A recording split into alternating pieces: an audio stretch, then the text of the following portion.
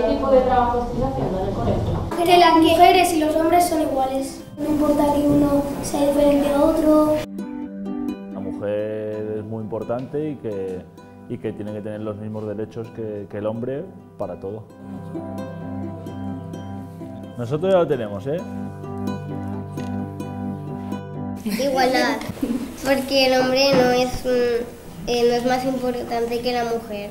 Porque todos podemos hacer lo mismo, Claro. trabajar en lo mismo.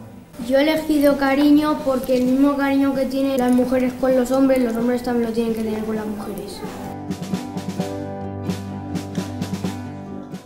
Carol, por ser chica te costó llegar a donde estás ahora. Sí que es verdad que te encuentras de todo, pero hoy en día ya se está viendo menos y las pequeñas van a tener más suerte en ese sentido.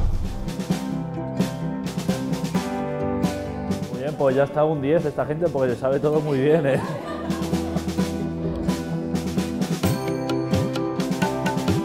¡Feliz Día de la Mujer!